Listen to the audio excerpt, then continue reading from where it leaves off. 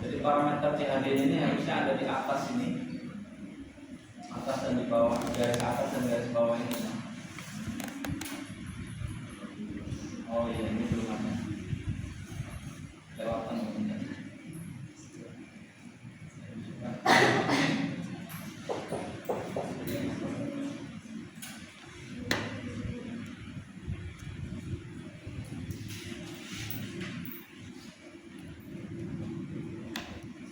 Bawah juga ada kita lagi.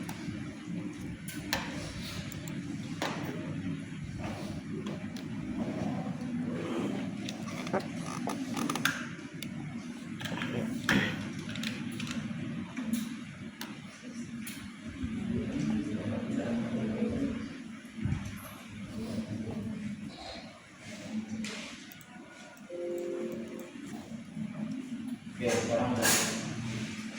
Jadi kalau sudah selesai tadi menjalankan yang pertama itu hasilnya kurang lebih seperti ini. Jadi kalau ada masalah dia akan ada error merah dan dia kasih tahu salahnya apa. Tapi kalau nggak ada masalah lagi dia akan jalan dan hasilnya seperti ini. Ini artinya perjalanan air tanahnya sesuai dengan waktu sudah dia hitung gitu ya. Bisa kita bentuk. Nah, kemudian selanjutnya kita bisa gambarkan ya. Kita bisa gambarkan si hasil perjalanan air tanah tadi. Kita bisa klik yang ini, import and display model result. Nah, ini dipilih tadi yang kita kasih nama simpel model 20 ya, kita kasih namanya. Kemudian ini ada pilihan mau ditampilkan pada waktu yang beberapa, detik yang beberapa, ini ada semua. Jadi kalau kalian mau bikin simulasi, misalnya berdasarkan waktu dari detik ke 0, detik ke 60, detik ke 120 itu di sini bisa dipilih.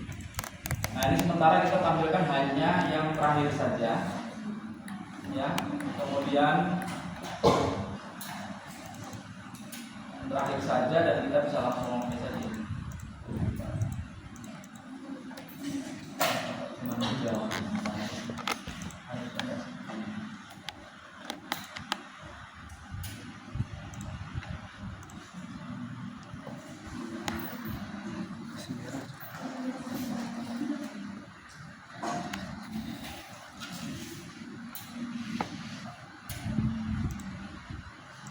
Ini ada yang salah kalau hijau semua ini. Harusnya dia beda-beda.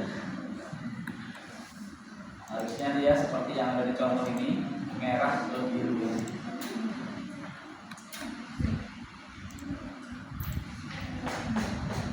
Oke, nanti kalian periksa kembali ya.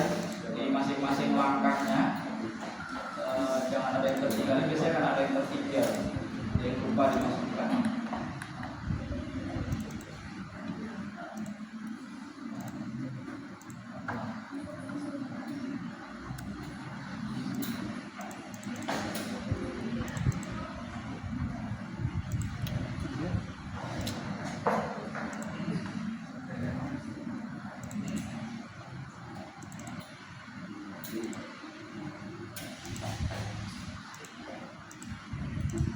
Oke, saya coba yang saya pernah sudah lakukan sebelumnya ya.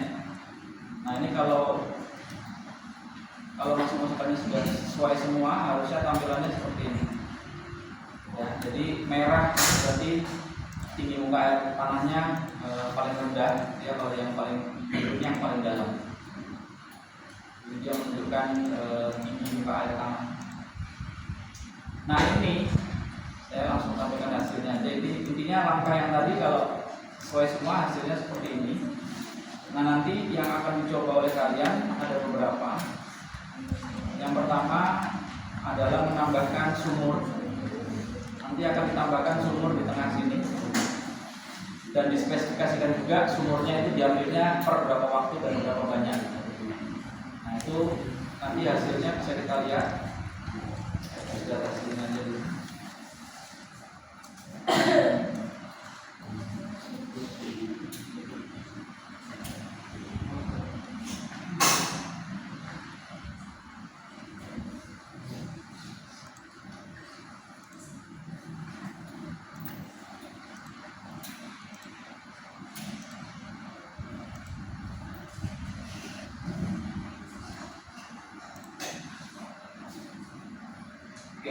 ini ya.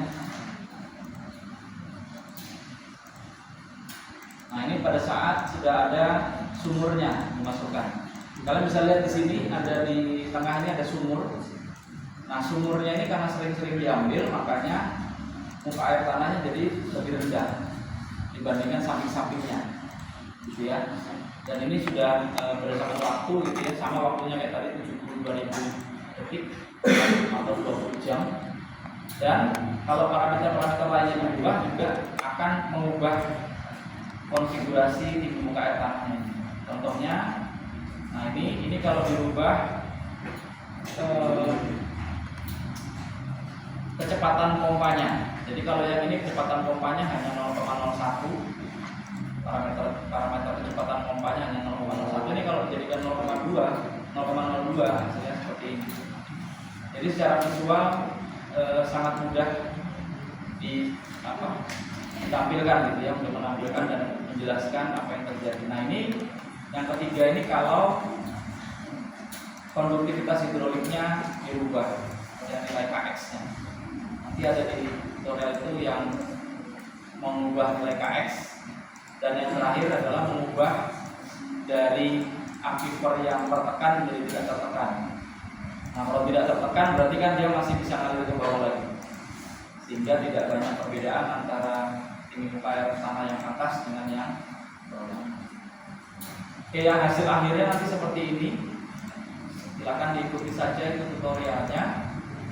Saya mohon maaf sekali lagi harus bergeser ke pasca lingkungan untuk seminar yang lain. Silakan kalian selesaikan.